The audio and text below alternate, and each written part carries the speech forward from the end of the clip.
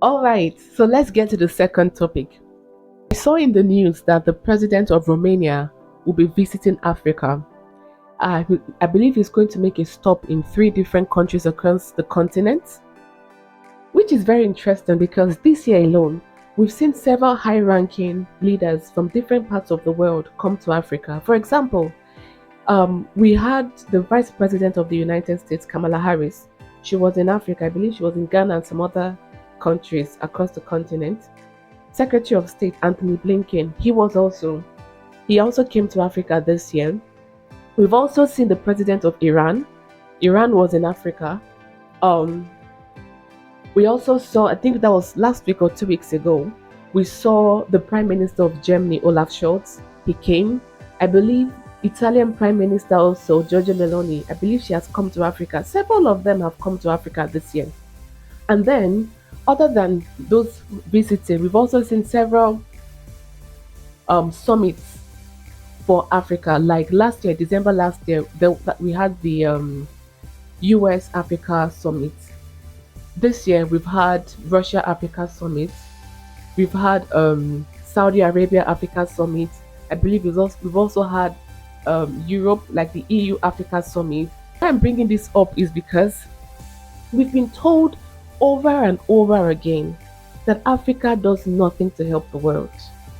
We've been told that Africa is worthless, that Africa is like a baggage that the whole world just carries because, oh, Africa always needs help, Africa needs aid. It's like that, it's like that sibling that doesn't want to make any move, that doesn't want to progress, but then is leeching on everybody. That's the idea that we get from Africa, about Africa rather. I've been seeing all this movement and I'm asking, so if Africa is worthless, why are they here?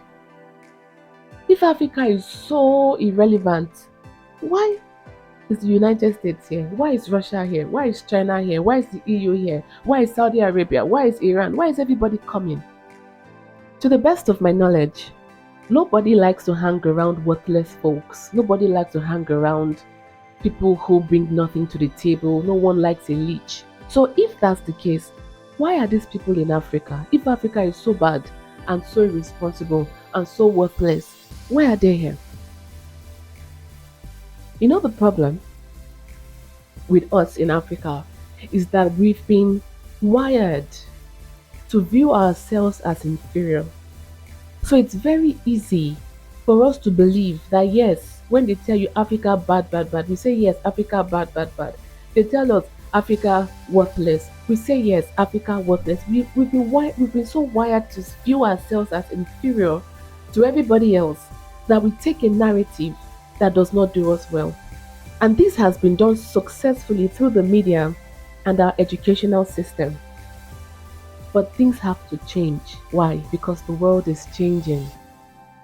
The world is changing so quickly.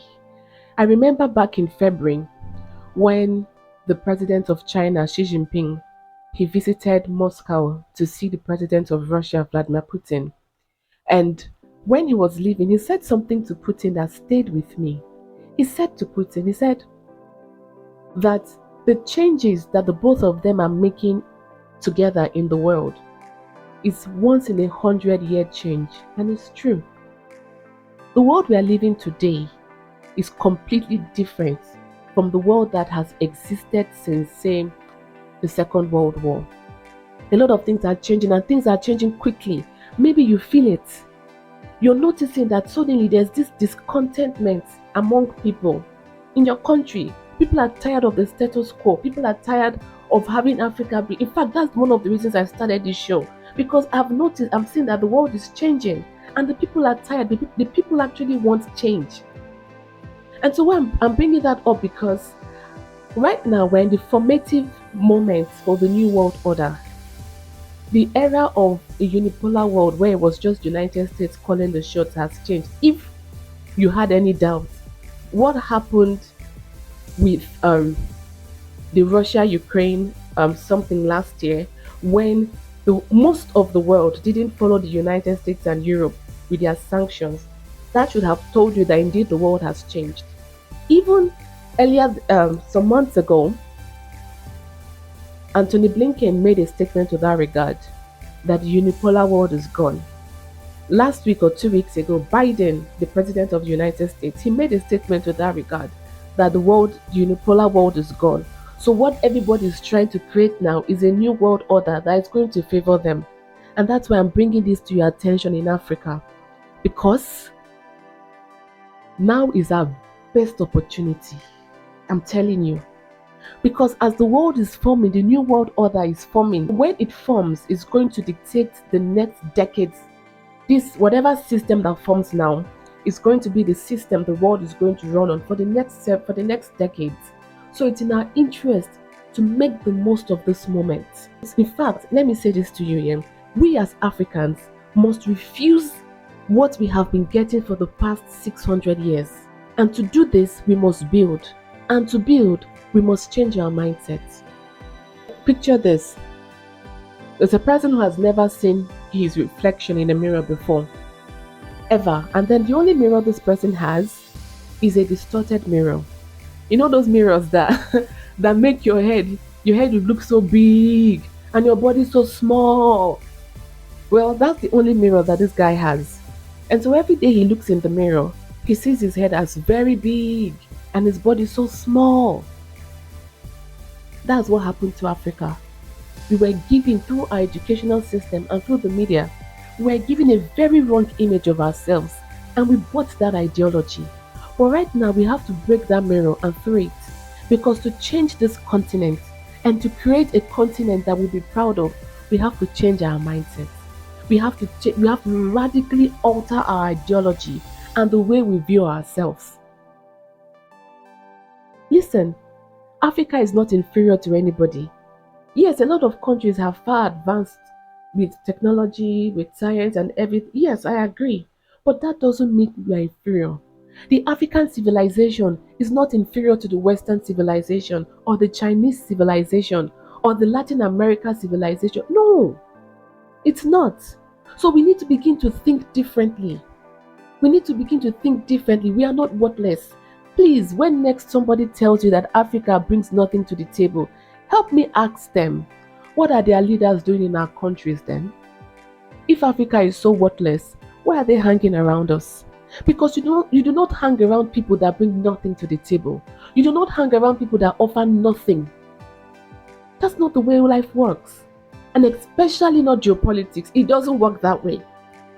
So at this point, we need to settle within ourselves as Africans that we are going to build our continent. We are going to build our respective countries because we are the only people who will have our interests at heart. I started this segment by asking why all these countries are hanging around us. Several reasons. We have the human resource. We have the youngest population density in the world. On average, for example, the average Nigerian is 18 years. I believe the average Chinese is like 30. Then the usual resources that we have. So everybody is coming for their own interest. But to build Africa, it is only Africans that will build this continent with our interest at heart. We are the only ones who will build, not looking for to extract, to exploit, to take advantage of Africa. When we build Africa as Africans, we are building it because this is where our home is. We are building it because this is where our children will go to school. We are building it because this is the educational system that will be used. That's why we build. The transformation of Africa begins with you and me. Like I said in the previous segment, it's not our government, it's with the people. We, the people, because the government is a reflection of the people. The government is taken from the midst of the people. It begins with you and me. Where do we begin? The first step to take is to change your perception of Africa. Like I said before, that mirror that showed you Africa looking so drab, so distorted, so disgusting, that picture of Africa that you have seen for, in fact, all your life, I have seen it all my life. You're going to take that picture in your mind, you're going to trash it because that is not the Africa that we are going to build. Are there problems? Of course. I started this this episode by talking about the protests going on in Nigeria. Of course, there are challenges, but there are challenges everywhere. There are challenges everywhere. Do we have do we need to work on our government? Yes. So does the United States. So does Germany. So does every other country. So don't look at Africa as being so bad is irredeemable. It's not true. People have seen, countries have seen what we have seen, and they have successfully come out. They have fixed their problems. So the fixing of Africa depends on you and me. So make up your mind to play your part in the transformation of Africa. How can you start? Like I said, you will change your perception. Number two, when you work, whether you're a carpenter, be a carpenter with a difference. Having at the back of your mind that Africa depends on how well you do your work. Work because this thing that we are building is for the whole continent, for you and your own country. If you're a tech bro or a tech girl, do your tech work knowing that look what technology has helped China do. Initially, United States put sanctions and stopped some technology going to China because they are trying to contain China's growth. And the whole world was shocked when China released a chip this year with the new Huawei phone. The whole world was shocked. Why? Because they are doing it knowing that it's for the interest of China. So you that is a tech bro, a tech girl, yes, we can argue about the government. I know. But I'm saying let that not be the reason why we don't work. Let the government not be the excuse.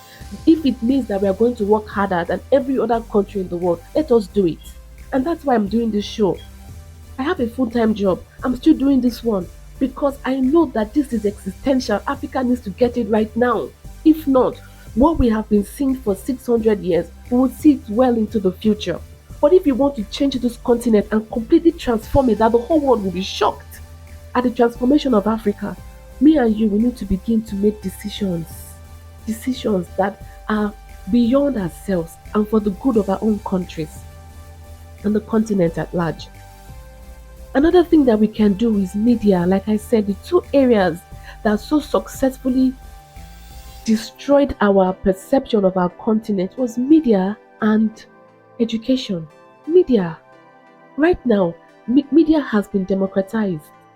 Is no longer in the hands of CNN and BBC and the rest of them. See what I'm doing just with my phone. I'm doing this. Start your YouTube channel.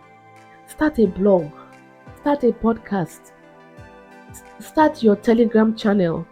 Start tweeting. Go to Twitter if you don't want to talk, if you don't want to write to do video, if you don't want to do audio, if you don't want to do long form text, go to Twitter. What are you going to do? You're going to be showing a different image of Africa. You're going to show a different image of Africa so that together, when we can change the perception in the minds of Africans, we'll begin to see that things will change. Let us begin to question those ideologies that they gave us. We may not have consciously taken it, but those ideologies that they were sold to us, telling us that there's something wrong with us because of the color of our skin or because of our continent, let's begin to question those things. Let us begin to debate these things. Those things they told us in school. Let us have our YouTube channels to debate them. Why can't we do that? Why can't we do that? Because this is how we will change this continent. And I am telling you, if we would do this thing with diligence, in the next 20, 30 years, the Africa you would see, you'll be surprised.